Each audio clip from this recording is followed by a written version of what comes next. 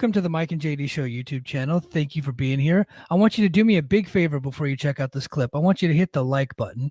I want you to throw in a comment and make sure you're a subscriber to this channel. And then I want you to share this video with your friends. Help us defeat the algorithm. And then if you like this content and you appreciate this content, please head over to patreon.com/the Mike and JD Show and support the show. That is how we actually get funded to be able to do this. So we thank you very much for being here. And now enjoy the clip. This podcast is a member of the Voices of Wrestling Podcasting Network. Visit voicesofwrestling.com to hear the rest of our great podcasts, as well as show reviews, columns, opinions, and updates across the world of wrestling. Competition starting to get thick, it's the click, so I hope you watch your A game. A made no rain from the track when we unite and spit. This is an A game, better bring your A game. Competition starting to get thick, it's the click, so I hope you watch your A game. A made no rain from the track.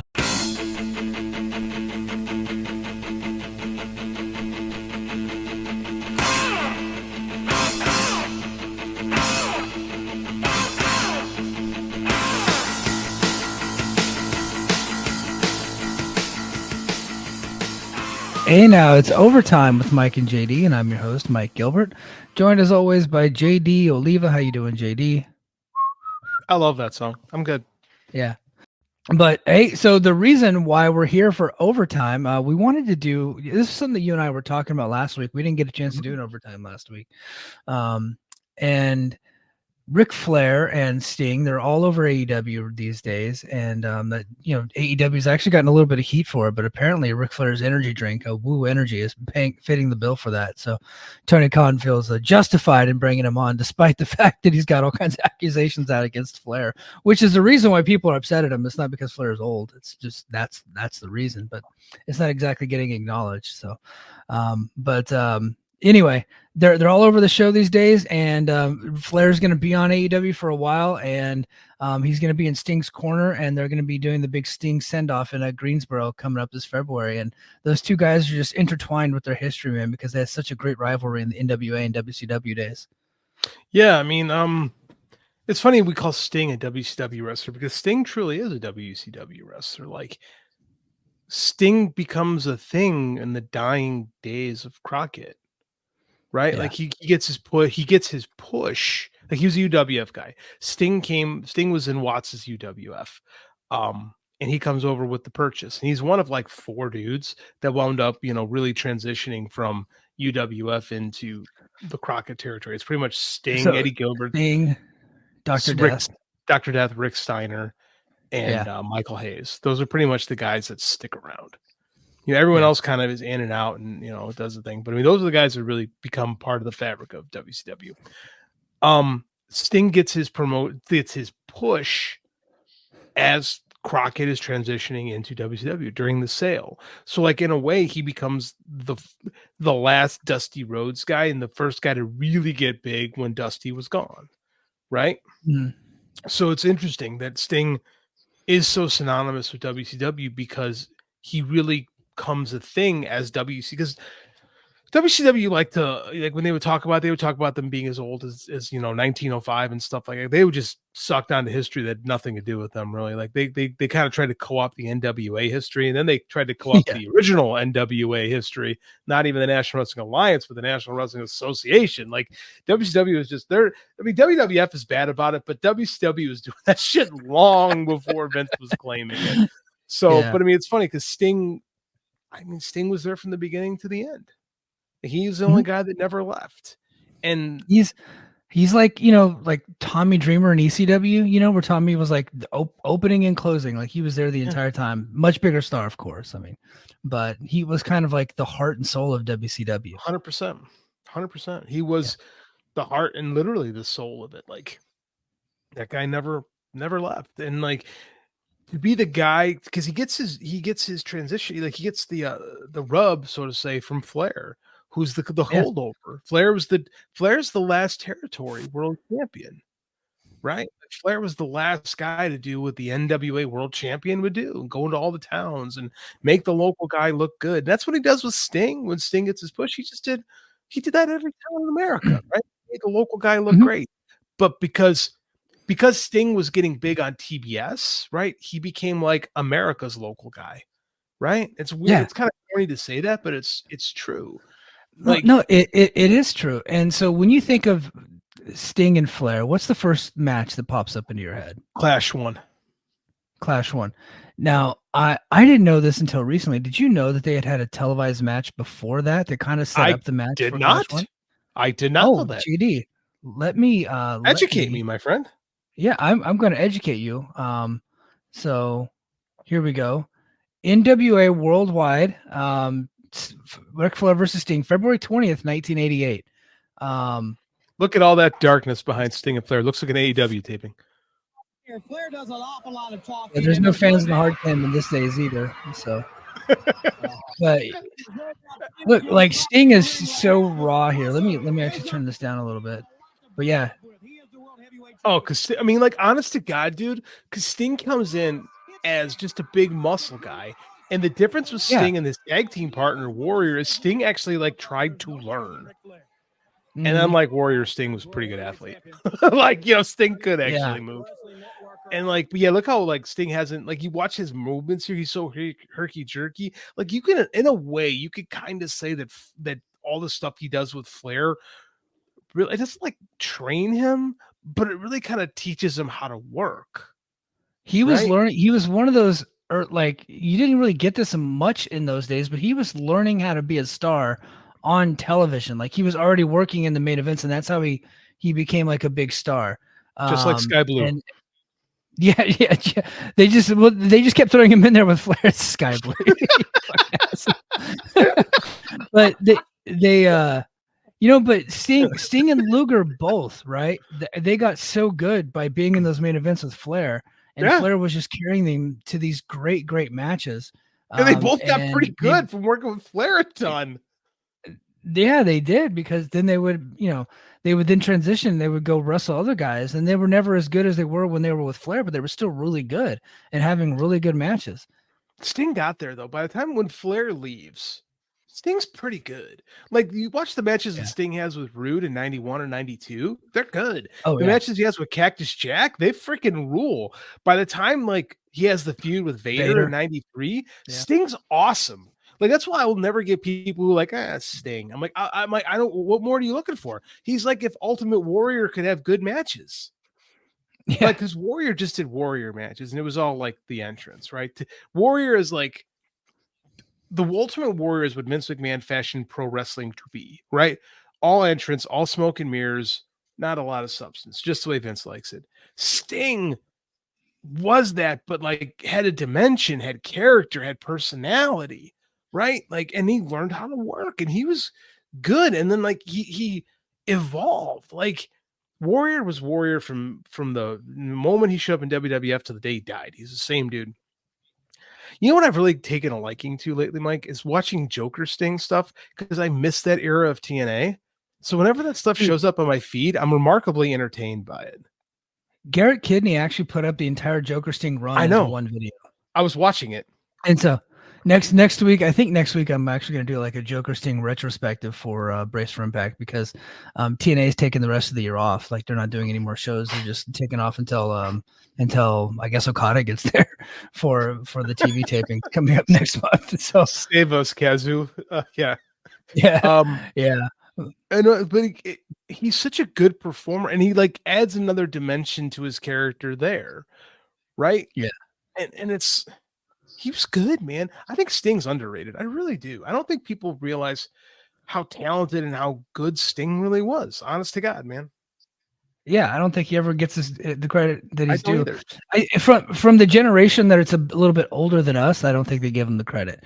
I think our generation, because we grew up with him, we understand how great he was. But the generation ahead of us, because their generation was Hulk and Randy Savage and Ric Flair drawing these big houses everywhere. That's what they knew. And then by the time Sting came in, like, the business had dipped, and they were trying to blame him for that. But really, like, pro wrestling as a whole just shit the bed. But you brought up the first match that comes to mind, Sting and Flair at the Clash. So this was basically the match that put Sting on the map. It's also the match that ruined WrestleMania 4. Yes. There's a Jason Hervey who TNA legend Jason Hervey came Who in else with is the big there? top hair. Who else? I think I he had like a forget. supermodel, and there's JJ Dillon up in a shark cage up Shark there. Cage. Dusty Yeah. loved himself a So- Shark Cage. So and people may correct me on this, but this wasn't that long after that match in February on NWA Worldwide, and then I think the reason why JJ Dillon's up in that cage is because in the end of that match, JJ Dillon, of course, interfered, and it was like a schmoz, and there was a no contest, and so they did a match here, and it became really the match that put Sting on the map. And look, you can actually see people in the arena, like it's actually lit because this is a big match here for the very first Clash of Champions. Well, for a time, this was the highest rated match on cable television, and I think Sting and Flair would break this themselves. Was that Missy? No, it's No. some model. I can't remember. They say her name later in the match. Jim Ross okay. does. I forget who. Yeah. Totally blanked who that is. Yeah. Yeah, I mean, this was for a time like the best, like the highest drawing match in the history of cable television. Like this was a big rating success, and I jokingly just called it the match that killed WrestleMania 4, but it is like they counter programmed WrestleMania. Think about this: they counter programmed, they being NWA, WCW, we want to call them, counter programmed WrestleMania 4 with a free show on TBS, and they had Flair and this obscure dude who was teaming with Eddie Gilbert just 3 months before this. Yeah. On UWF TV. Yeah, and it was built off of a match that on NWA Worldwide that really nobody was watching. Like nobody really watched NWA Worldwide. No, I disagree with that because NWA Worldwide You is a think so? syndication show. Syndication shows. Oh, okay. That's when the money was back then, right? Because some people didn't get TBS. Like not everybody got cable, but everybody had local syndication. And Crockett had. That's why they made the people don't realize this. That's what when they bought the UWF, they overpaid for it. But what they really wanted, it wasn't the stable of wrestlers, it wasn't the titles, it wasn't any of that. What they wanted was the TV. Because UWF was on spots that WCW wasn't and had more television time. So having it on Worldwide was actually, or having the hype to this on Worldwide is actually a good move. Because remember where WWF, where all this stuff happened, Saturday Night's Main Event would happen, but that wasn't where things started. Everything started on Superstars or Challenge because those were the syndicated shows. That's where the money was back then. So this was the beginning of Sting's push, but he really didn't actually get big until the following year. Like this is like the match that kind of put him on the map, but he didn't actually become like a real big star or a main event guy up until 1989 when he was mixing up with Muda and then eventually it's Starrcade 89 with Flair. Like they slow push him, but I mean like he challenges Rotunda for the TV title and he loses, and he challenges Luger for the US and he loses, or Wyndham. Wyndham. Yeah, he challenged Wyndham for the US and he loses. Oh, and he actually teams with Luger and wins the Crockett Cup, and like he teamed with Dust. So Sting is actually involved in the angle that fired Dusty, the Road Warriors, Spike angle. Yeah, because Dusty teams with Dusty, the smartest guy in the room. Teamed himself up with the hottest young babyface, and that was Sting, right? But there was on a slowest, Starrcade 88 was that's Dusty's swan song from WCW basically, and Sting's getting over. And it wasn't until the next year when he beats Rotunda finally for the US or for the World TV title. And then we get the Ascension, we get the Muda feud. We get Sting teaming with Flair in 89. Like 89 is the year where Sting really, like people give this match the credit, but it was like a slow come up. Like you're right. 89 is when Sting really hits the ground. That's kind of when they needed him because business was in the shitter in 89. Yeah, it really was. And WWF was doing, obviously amazing stuff, but you know what? That's a myth. That's a myth. WrestleMania 5 was big. WrestleMania, and so was SummerSlam that year. Okay. Yeah, WrestleMania 5 and SummerSlam. What were the house shows looking like in the end of 1989? Well, but it wasn't Hogan off that year. Not really. He's the champ. He was doing. He won the title WrestleMania 5. Yeah. No, it wasn't. Here's the problem. They weren't drawing either, especially the end of 89. Like when the Zeus thing wraps up, Chris and Zellner Chris and Bix were just talking about this on Between the Sheets. WWF, I mean, like it wasn't great. They weren't drawing after SummerSlam 89, wasn't looking good. So wrestling in itself started to cycle down. And then 90, it picks up for both companies a little bit. It picks up for both companies in 90. Hey, since you brought it up, let's play the Spike angle. Okay. With the, You don't catch my arm. with the Dusty. Since I'm paying for YouTube Premium, let's just do it. So this is when they're actually the NWA had, go ahead, sorry. No, you go ahead. This is when the NWA had the genius idea to turn the Road Warriors heel. Yeah. And it makes sense though. Like they had those spiked shoulder pads, and they always were like all like it was just there. And then they finally take a spike off their shoulder pads and hit Dusty with Here comes the spike. Here's Animal, spikes him right in the eye. And this is at a time when they're not supposed to be doing blood on TV, right? And Dusty's wearing a white shirt and juices like a motherfucker. Like Dusty is bleeding, and the Turner, and they're owned by Turner at this point. This is post sale. Yeah. So they're actually in the Turner family. They're not just on the Turner network. And they're in a TV studio. They're in the TV studio. They're not allowed to bleed, and they're doing it up close and personal, wearing a white shirt. And here comes Sting and Bam Bam Bigelow, Nikita, some other random guys. There's Rick Steiner, who's his tag team partner, coming in there at the end. Yeah, it's just, you know what the amazing part is it took the Road Warriors years to actually do something with those spikes. Yeah. Finally, they did something with them. So back to Sting and Flair. So the match that I always think of, now it took a while for Sting to actually get going after that match, but he becomes a household name. They do the matches with Sting and Flair at 89. At one point Sting joins the Horsemen. That was in late 89. That was in 89. That was late 89. So that was the angle. He joins the Horsemen.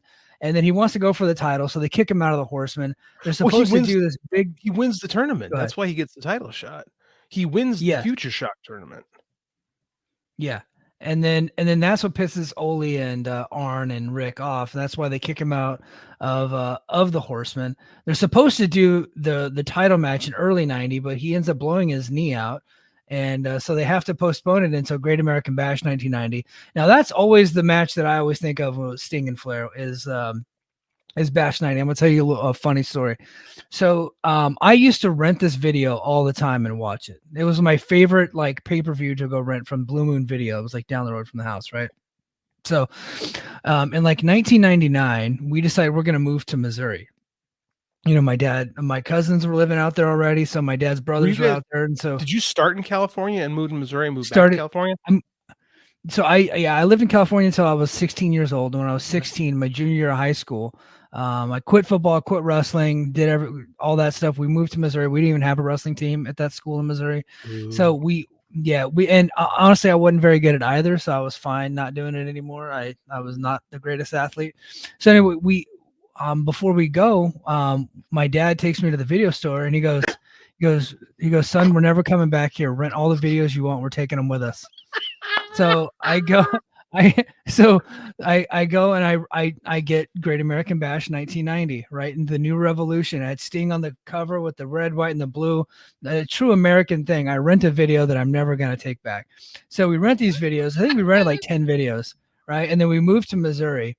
Well, when my dad signed up for the account at that video store, you had to have references. And so like he put family members down that were still there in California. So the video store kept calling like his aunt and uncle and like all these, and like, you need to bring these videos back. And my dad's like, fuck no, we're never going back to California. Fast forward to 2002, my dad moves back to California.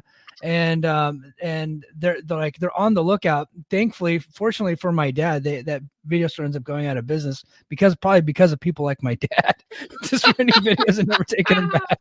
So it's one of the gravest crimes you could commit is to never return your videos back. But I had a bunch of those videos, and I guarantee that my cousin Joe, that his mom, they kept my stuff when I left to the military.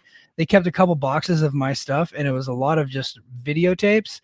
I guarantee that New Revolution Great American Bash videotape is in my aunt's closet or in my aunt's basement right now in Missouri. Guaranteed. Dude, I got my box downstairs in the basement right now of all my old VHS course. I understand that so much. See, I never stole the videos, but I had the two VCRs, and I'm a video junkie guy. So I would always copy them. And I remember I made a Ricky Steamboat music video once with my two VHSs and my camcorder because I couldn't figure out how to record it. So I hit the music on my boombox and I filmed the screen with my camera as I pre-edited. I look back at it, I'm like, oh my God, what a dork.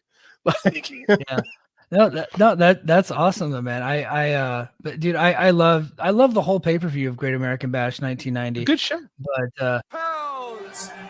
And for the 6th time, this entrance rules. World Heavyweight Champion. Okay, better announcer for W. Who do you think of? Who do you think of WCW announcers? Who is it? Is it Capetta or is it Penzer? Me, Gary Michael Capetta. Me too. Yeah. I'm not a like. I've never been the biggest fan of Penzer. I can't stand his ring announcing now in TNA. I just never felt that he was all that good. I always like Gary Michael Capetta. I always thought it was funny that Bischoff had him on the show and they never mic'd him. Like he announced to the live crowd, but you could never hear him on Nitro.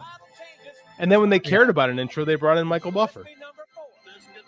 Man, I wish this YouTube video caught the beginning of the Sting entrance because he comes out with the fireworks, like he's walking through the fireworks. Awesome. Like Goldberg's up before Goldberg, you know? And I love that. I love that early Sting music.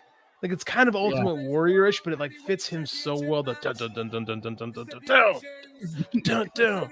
Love that, man. I was so heartbroken. Oh, the look is great here. The look is great. He's got the Sgt. Pepper jacket. There's Ole's crabby ass. Jim fucking Hurd, who I forgot was on the show. Jim Hurd, and they're about to handcuff him to El Gigante. They tried so hard to make him a thing. The dudes with attitudes. Dude, Ole's probably 44. He's probably my age right here. He looks old as shit. Dude, I'm watching. I'm going through. Don't ask me why, but I'm currently going through Mid-Atlantic 1982, just because I found a playlist on YouTube and I have YouTube Premium with no commercials now. So I'm going through Mid-Atlantic 1982. He looks old as shit in Mid-Atlantic 1982. He's probably 30. 32. Looks like those Anderson guys, man. Like they just pounded a bunch of dudes that looked old for their age and stuck them all together. I love wrestling handcuffs that are significantly longer than real life handcuffs. Yeah. But I wanted to just check out the beginning of that. But yeah, so that's the one that I always think of. And dude, that pay-per-view is so good. One of my favorite matches of all time.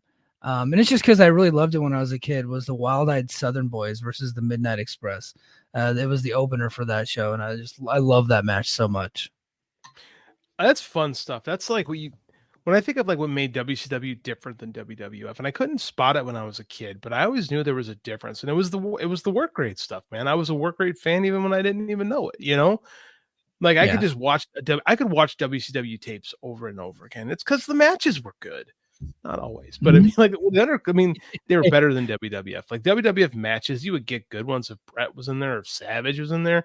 But like, I remember I finally watched Andre and Hogan when I was like 12, 13. I'm like, this sucks. Like, I never got that whole thing. Why people went, I don't know, the larger than life personality, the larger than life things never got me. I just like watching athletes do athletic stuff.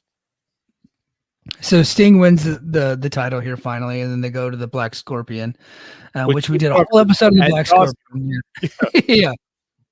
So, and then shortly after that, Ric Flair leaves. He goes to WWF for a while. He ends up coming back in '93. He ends up winning the title from Vader, the WCW title. And so that at the time they had WCW title and the NWA title.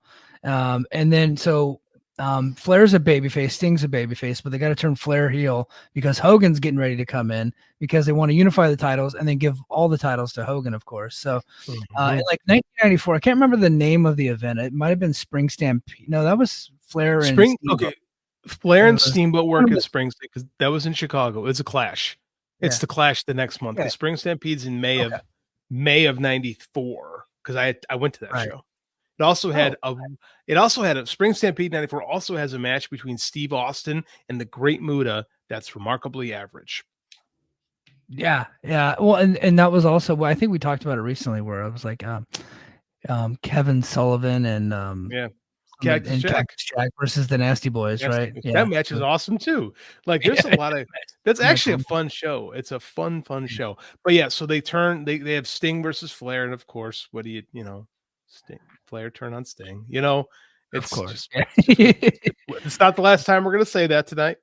No, yeah. So they do the match in the 94, and of course it was a pretty good match. But that's where they basically unified the WCW title and the WCW International title. I think that's Not what to it was be confused with the NWA World Title, which I Yeah, believe was on Chris Candido's shoulders at the time. So, yeah, it was either Candido or Dan Severn. No, Dan doesn't win until 95, I think. Yeah, yeah. but so they merge the titles, and of course Flair ends up losing it to Hogan. Yeah. And then I'm sure they have more wrestling matches in between then, because I think Dave reported in the Observer today that they had like 283, because of course Flair was on television saying that him and Sting had wrestled 1,500 times, but Dave said he counts 283 because Dave always has to fact check him, I guess. Because it's Dave. That's why we love Dave. Well, Dave is the master of, actually. Yeah, actually, the number is 283. Well, fucking could have been 1,500. I'd have never known. How many house show runs do you think these two had over the course of a decade plus? I think in the 90s, when they probably couldn't get Hogan to do any house shows, it had to be Flair versus Sting, because Flair was always a heel and Sting was always a babyface, so they always put them together. But they probably worked in 1992, like during that first feud. They probably worked in every house that WCW was running at the time. They probably ran that match a bazillion times. That's why they always had good matches, because they had 283 of them. Yeah. And then, so they actually, I think people forget, the first Nitro in the Mall of America in Minneapolis, when Luger comes out, like that's the thing that people remember is Luger coming out. But the match that he came out during was actually Flair and Sting. Mm-hmm. Yeah. Dude, we're looking at this article from the Sportster. It's a real shitty website, but they have a nice little list of matches. And AEW messes up by not running unique venues. Right. Yeah. This is if you've ever been to the Mall of America, it was just over the summer. There's a Nickelodeon theme park there now where this match took place, but it's such a cool venue. Dude, an independent promotion has ran there a couple of times, and I actually tagged the Mall of America, and I tagged Impact and Ross Foreman last year. I was like, you guys got to run a show there. They're selling tickets to these indie shows. They're getting like good crowds there. I'm like, somebody needs to go and do that. That's so cool. Mm-hmm. They should. I mean, someone should. Like, it's just so boring watching TV, and it looks the same every week. Like, I miss when Nitro or Dynamite, Nitro too. Nitro would run cool locations. Right, they'd run Club La Vila, and they had another club, like nightclub, that they would run sometimes. They would just do nitros in cool places, and that's what made it so different than Raw. Raw was running either like the White Hills Civic Center or like some high school gym at the time. Like, I don't know, Nitro would be like cool. Like, where can we run this? It's different. I always like that. Yeah. So not only did Sting and Flair open up the very first Nitro, but they actually closed down WCW with the very last Nitro. And I'm sure they had a couple dozen matches on Nitro and Thunder and everything in between. But it's kind of fitting that they would open Nitro and close Nitro with those two. I always thought that was poetic, right? Flair is in terrible, terrible shape at the time. Oh, yeah. I mean, so he's wrestling in a T-shirt. Like he's talked openly about how low his confidence was at the time, and Sting's in pretty good shape at that point. You ever see pictures of Sting in 1999? That brother was jacked back then. He had this rippling ass 6-pack. Like Russo era Sting is a monster. Like he looks great. Matches, promotion was terrible, but he looked good. Yeah, no, he looked great. There were times during that era where I was kind of felt like maybe he was phoning it in a little bit, but I mean, they were dealing with so much nonsense. Wouldn't you? Yeah. Like if that was if you had to go to work every day and listen to Vince fucking Russo, how much effort are you putting in? Yeah. I feel you, man. Well, the last match that Sting and Flair ever had was on an episode of TNA Impact Wrestling. Live from the Impact Zone. I was gonna say, is this the Impact Zone? Yeah. Ladies and gentlemen, So this was The stipulation for this match was that Sting had to beat Flair in order to get a match at Bound for Glory with Hulk Hogan in 2011. God damn TNA. What the fuck? You know, I laugh about this, but Tony Khan would fall into the same trap now. He's an idiot.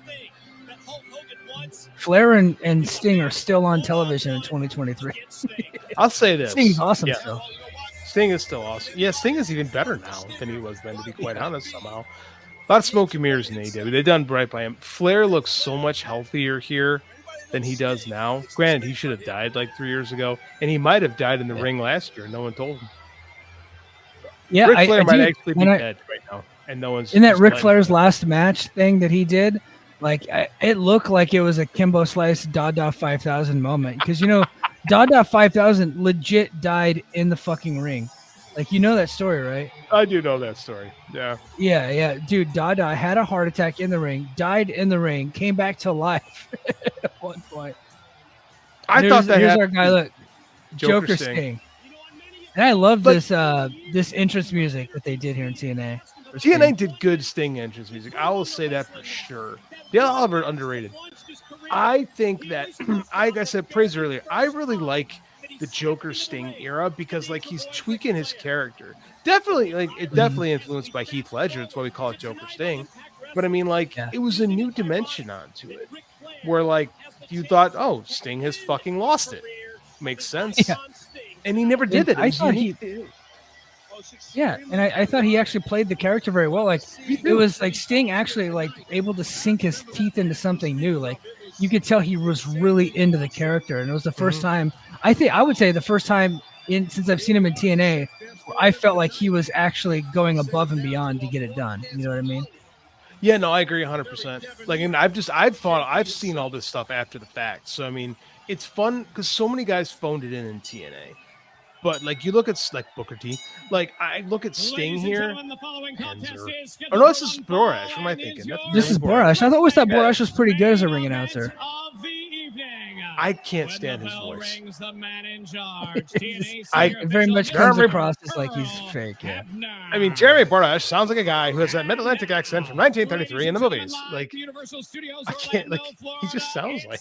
I don't know. I just look at Flair here and I'm like, it's granted it's 12 years earlier, but he looks like a I mean, he's in his 70s. I don't know why I think this is blowing my mind so much, but I mean, like him in his early 60s looks like just older. He looks like a Flair. totally different person. Looks like a totally different human being. And again, Sting wears face paint, so it's like easier to cover. But like, I don't know, man. Let's watch these guys. Watch these guys go at it a little bit. Flair's got his T-shirt off, unlike in the last Nitro match a decade earlier. Like legit 10 years earlier. A legit decade. The last Nitro match was 2001. And this is 2011. Yeah. The same year that Sting had to. Oh, wait a second. Does this lead into? I just thought of this. Does this lead into the Victory Road match with Jeff Hardy? No, this leads into the Hogan match at Bound for Glory.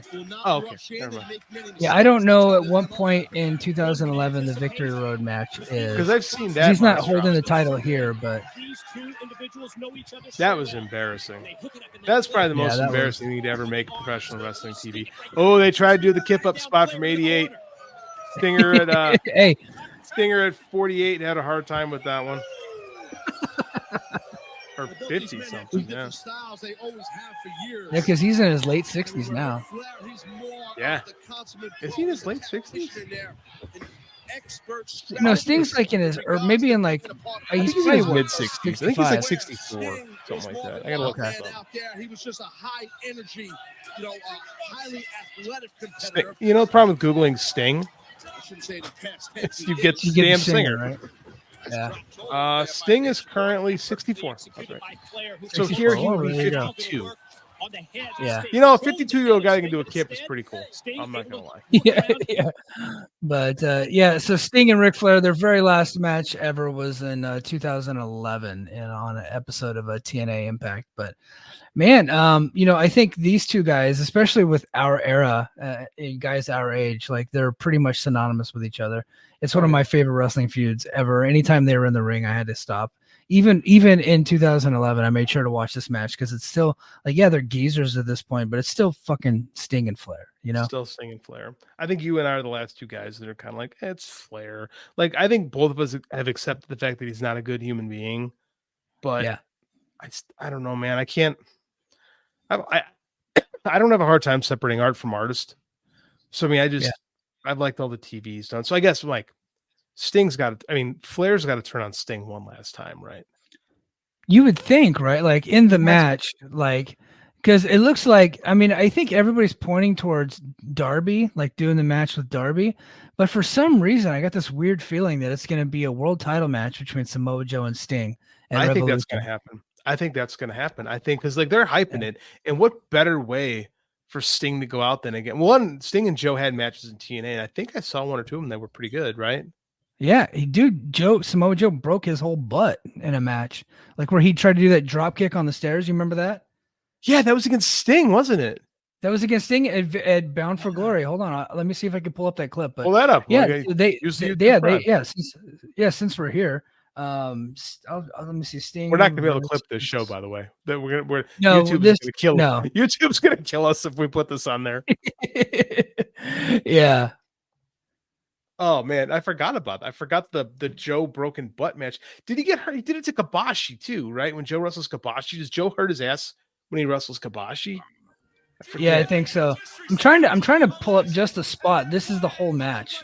I'd have to like fast forward through just to get to the spot. But this editing is so good. Is it Sahadi? It's Sahadi and it's the two together. Man, Dave Sahadi. You know what? Like Sahadi is the main the director of the television show for Impact right now, and I think they're actually going to give him some better equipment to work with. Kevin Sullivan just got fired from AEW. I think they should bring his ass back to TNA because I thought those two guys together they did pretty good stuff. You don't just fire Kevin Sullivan; you fire the whole team. So if I'm TNA, and again, TNA is being produced in the same building that they're already there. That's a no-brainer to me. Yeah. I love Joe. Well, I was gonna pull up the spot, but Joe's in dramatically better shape now than he was then. Yeah. God, they did such a good job building this match. Like, look at how this is 2008. Look at the great shape that Sting's in. 48. He's kind of like, and then here comes Joe, just looking like a bad motherfucker coming out of the locker room. Dude, I'm telling you, TNA from like 05 to 09, I love it. Then Bischoff and Hogan come in and screw it all up. But the worst thing they could have done was try to bring in Bischoff and Hulk Hogan. This was fun era TNA. I like this stuff. Okay, here, let me see. Oh, here it is. Nice timing, Mike. Hold on, let me see. So they're going up through the crowd. Sorry, this was, if you guys are watching, this is Sting and Samoa, or if you guys are listening, this is Sting and Samoa Joe going through the crowd. I think they're in Detroit here. Oh, home of John Muse. What if John Muse is in that crowd? You should ask him that. Yeah. Sting works so. There's people who say, "Oh, Sting was lazy." I'm like, how the hell can you ever say that about Sting?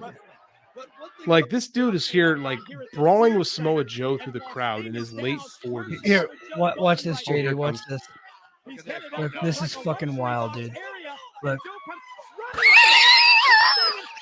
What a terrible idea. Oh, Joe immediately regrets it. Oh, yeah. The look on Joe's face there is like, I made a humongous mistake. Look, like I tanked this whole episode just so I could show JD this clip. Joe immediately regrets that decision. Immediately. Yeah. Look, I love that they just keep showing it. Yeah. He broke his ass. Yeah, I gotta give it like, to him. Why did I do that? Wrestlers are so dumb. Yeah, but I think Samoa Joe's beating Max at World's End, and I think he's gonna go on a Revolution to defend the title against Sting in Sting's last match. I think that's what they do. I don't think they trust Darby to make it to the show because he's doing too much stupid shit. Well, he's got to climb Mount Everest. He may die. Yeah, so they're not gonna rely on him being there. So Do you still need a Sherpa when you climb Mount Everest? Is that still a thing? what's a Sherpa? Sherpa are those dudes that live in Nepal that know Mount Everest. Like Tenzing Norgay was Oh. the guy who walked with Sir Edmund Hillary up the Mount Everest. Is this one of these JD knows stupid facts again things? I have no clue what you're talking about, JD. Never I'm mind. usually pretty good at this stuff. Never mind. But I assume that you would. I assume that you would need whatever you were just talking about. It's probably a thing. So Never mind. I withdraw. I think JD's getting a little delirious. It's late where he's at. So I mean, let's, that's the let's guy. go ahead. Sir Edmund Hillary climbed Mount Everest, and his private Sherpa was Tenzing Norgay. I thought everybody knew that. No. I think you're the only human alive that knows that. I think I assumed everybody knew who Tenzing Norgay was. Okay, just me. I have no idea. Oh, the show really went off the rails. All I wanted to do was just show you where Samoa Joe. I'm talking about Sherpas. Yeah, basically Darby's gonna die before Sting has his retirement match. Darby's gonna die. I think a Sting and Samoa Joe Revolution, and Ric Flair and Sting had one of my favorite feuds ever. That lasted over 20 years. I think WWE would do anything for Sting's retirement. Like, how AEW had those guys submit things for John Cena. You think WWE would do anything like that for this? I think history says no. That's the thing. That's why I wonder. Like, if it was up to Vince, the answer is absolutely not. But maybe under this new regime, I don't know. I mean, it's Sting. They let AJ Styles show up on TNA. They did do that. Anniversary for the 20th anniversary. They did do that. And AEW sent Bryan Danielson and like videos from Bryan and Jericho and Big Show for like a John Cena tribute. That's what I'm talking about. You know what? I'm going to go ahead and say I think they would. I don't know that Tony would ask, but I would hope that he would ask. But, this regime also sent, Shinsuke Nakamura to do a match with Muto right, in Japan. So it's a little bit different. And TKO doesn't really want to crush the competition. It's not their thing. Dude, they literally, not that long ago, they let John Jones go to a PFL show and shoot an angle with Francis Ngannou on PFL. And PFL is on ESPN. Right. So they're go ahead. No, say Mark Shapiro was just talking about how PFL is a good lead-in for UFC. It's never actually been a lead-in for UFC. I know, but he said it. Like he said it, yeah. Those are his words, not mine. Now they asked Dana White, and Dana White's like, "Well, PFL sucks, Bellator sucks, so two shitty companies sucking together." That's what he was saying, but that's Dana. But TKO, like they don't really care about stuff like that. So, no. I mean, look, Endeavor is in charge of TNA Plus now, the TNA streaming service. They're running it because they also run WWE Network internationally, UFC Fight Pass, NBA League Pass, like all the big streaming services go through Endeavor. So TNA upgraded their platform. A lot of money. Yeah, I would like to see somebody from WWE talk about, like, I don't know, Rollins or something talking about Sting. It'd be cool. Yeah, yeah. He had, Triple H had the match with them, and they got all the guys that are under those Legends contracts, like Nash and all those guys. Maybe they do some with them. That'd be cool. But yeah, man, great going down memory lane. I told the great story about my dad being a felon and teaching me how to steal videos. Absolutely hilarious. Every time we talk about your dad, that's going to pop up in my head now. How about how your dad was like, steal every video you can, and we didn't even think twice about it. It's fucking hilarious. But hey, guys, thank you for joining us right here on Overtime. Please tell your friends. Sorry we didn't get to do one last week, but we're back. I also, if you guys notice, I did put out 2 news bits this week. So I did 2 separate podcasts throughout the week.